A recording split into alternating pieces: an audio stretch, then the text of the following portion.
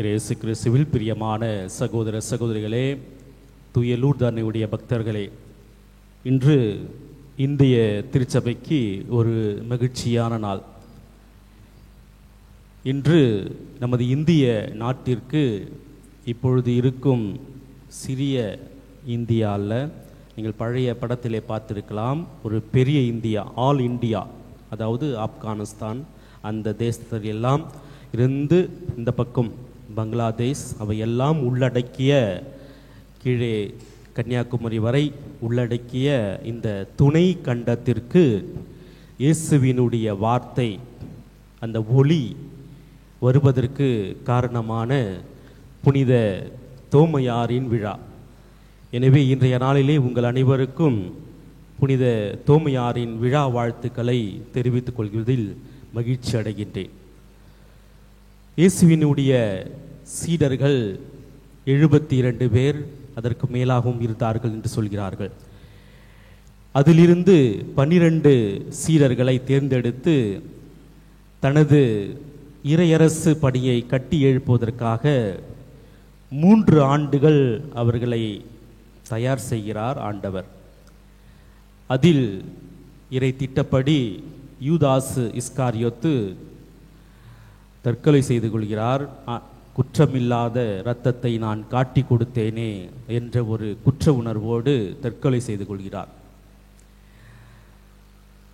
அப்போஸ்தலரின் தலைவரான தூய பேதுரு இயேசுவை எனக்கு தெரியாது என்று மும்முறை மறுதளித்தாலும் அந்த ஒரு குற்றத்திற்காக தனது வாழ்நாள் முழுவதும் வருந்தினார் என்று வரலாற்று ஏடுகள் நமக்கு சான்று பகர்கின்றன.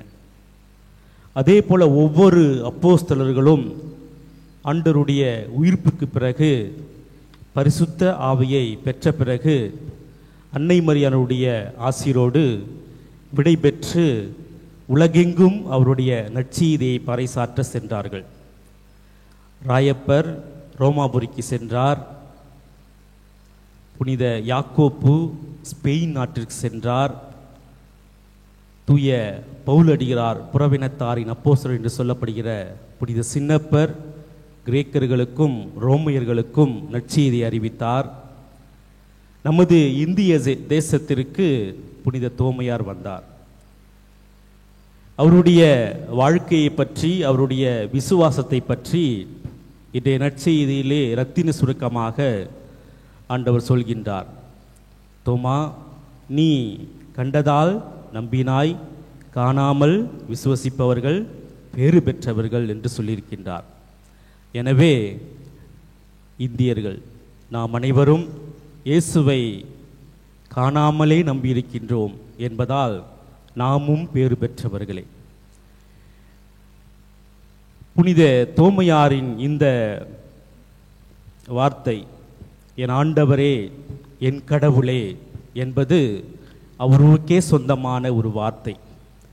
அவர் ஒருவர் மட்டும் இயேசுவினுடைய உயிர்ப்பிலே நம்பிக்கை கொள்ளாமல், நான் அவருடைய விழாவில் எனது விரலை விட்டால் ஒழிய, அவருடைய காயங்களை நான் கண்டால் ஒழிய நம்ப மாட்டேன் என்று சந்தேகப்பட்டதால் இவ்வுலகில் வாழ்கின்ற, இன்றும் இவ்வுலகில் வாழ்கின்ற பல்லாயிரக்கணக்கான மக்களின் சந்தேகத்திற்கு அறிவியல் பூர்வமாக ஒரு மருந்தாக மாறினார் புனித தோமையார் என்று திருத்தந்தை கிரகோரியார் அவர்கள் சொல்கிறார்கள். அவருடைய அந்த சந்தேகம், அவருடைய அந்த டவுட் நம் அனைவருக்கும் ஒரு மருந்தாக இருக்கிறது. எனவே நமது வாழ்க்கையிலே நாம் சந்தேகப்படுகின்ற பொழுது, நம்பிக்கை குன்றுகின்ற பொழுது, நீரே என் கடவுள், நீரே என் ஆண்டவர் என்று சொல்லுவதற்கு ஆண்டவர் நமக்கு இன்று அருள் புரிவாராக. அன்புமிக்க சகோதர சகோதரிகளே, இன்றைய நாளிலே புனித தோமையாரின் அந்த பணியால் தான் இன்று நீங்களும் நானும் கிறிஸ்தவர்களாக இருக்கின்றோம், கிறிஸ்துவை அறிந்திருக்கின்றோம், அன்னை மரியாளை அறிந்திருக்கின்றோம். அவர் இல்லை என்றால் நமது நாட்டிற்கு, நமது தேசத்திற்கு, இந்த மண்ணிற்கு கிறிஸ்தவம் வந்திருக்காது. வரலாற்றை பார்க்கின்ற பொழுது அவர் முதலிலே பார்த்தியா என்ற ஒரு தேசத்திற்கு நற்செய்தியை பறைசாற்றுகின்றார். அது அந்த ஈரான், ஈராக் போன்ற நாடுகளுடைய பக்கத்தில் இருக்கின்றது. அதன் பிறகு பெர்சியா நாட்டில் நற்செய்தியை பறைசாற்றுகின்றார். அதன் பிறகு இந்தியாவிற்கு வந்தார். அதிலும் குறிப்பாக இந்த கேரளாவில் இருக்கின்ற மலபார் கடற்கரை சாலை, அதில்தான் அவர் முதலில் நற்செய்தியை பறைசாற்றினார் என்று சொல்கிறார்கள். அங்கு இன்றும் புனித தோமையாரின் கிறிஸ்தவர்கள், செயின்ட் தாமஸ் கிறிஸ்டியன்ஸ் என்று ஒரு சமூகம் வாழ்ந்து கொண்டிருக்கின்றது. அவர்களுடைய அந்த திருப்பலி முறை, அவர்களுடைய அந்த வழிபாட்டு முறை கத்தோலிக்க திருச்சபையால் அங்கீகரிக்கப்பட்ட ஒரு வழிபாடாக இருக்கின்றது. சிரியன் வழிபாட்டு முறை என்று சொல்கிறார்கள். அதன் பிறகு புனித தோமையார் அவர்கள் மலியங்கரா என்ற ஒரு அந்த கடற்கரை பகுதியிலே நற்செய்தியை பறைசாற்றினார். கிபி 72 சென்னையில் இருக்கின்ற மயிலாப்பூரில் இருக்கின்ற சின்னமலை என்ற ஒரு அந்த குகையிலே அவர் இயேசுவிற்காக உயிரை துறந்தார் என்ற ஒரு வரலாற்று பதிவும் இருக்கின்றது. எனவே இயேசுவினுடைய 12 அப்போஸ்தலர்களில் ஒருவருடைய உடல், ஒருவருடைய கல்லறை, ஒருவருடைய அந்த கடைசி உறங்கும் இடம் நமது தமிழகத்திலே இருப்பது நம் அனைவருக்கும் பெருமையே. அவர் அன்று இயேசுவினுடைய நற்செய்தியை பறைசாற்றியதால் அந்த மறைபரப்பினுடைய கனிகளாக பல புனிதர்கள், பல நல்ல மனிதர்கள் இந்திய திருச்சபைக்கு கிடைத்திருக்கிறார்கள். குறிப்பாக சமீபத்தில் நமக்கு கிடைத்த புனித தேவ சகாயம் பிள்ளை, அதற்கு முன்பாக புனித அல்போன்ஸ் அம்மாள், அதற்கு முன்பாக புனித குரியாக்கோஸ் இலியாஸ் சாவரா, அதன் பிறகு புனித சவேரியார், புனித கல்கத்தா அன்னை தெரேசால் என்று பல்வேறு புனிதர்களை புனித தோமையாரின் கனிகளாக நாம் பார்க்க வேண்டும்.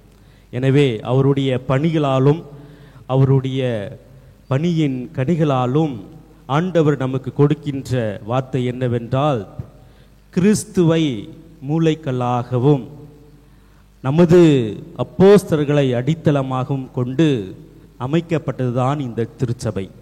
எனவே நமது வாழ்க்கையிலே இவ்வுலக மதிப்பீடுகளை சற்று ஓரம் கட்டிவிட்டு இயேசுவினுடைய மதிப்பீடுகளுக்கு, இயேசுவினுடைய குரலுக்கு நாம் செவி கொடுக்கின்ற பொழுது நாமும் தோமையாரை போல கிறிஸ்துவை பிறருக்கு அறிவித்த தூதர்களாகவும் அப்போஸ்தலர்களாகவும் மாறுகின்றோம் என்ற ஒரு மன உறுதியோடு தொடர்ந்து இத்திருப்பலியை நாம் ஒப்புக் கொடுப்போம்.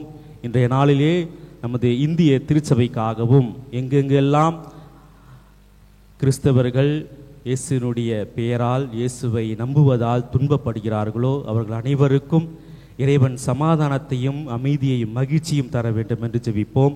எல்லாம் வல்ல இறைவன் நம் அனைவரையும் ஆசீர்வதிப்பாராக. ஆமேன்.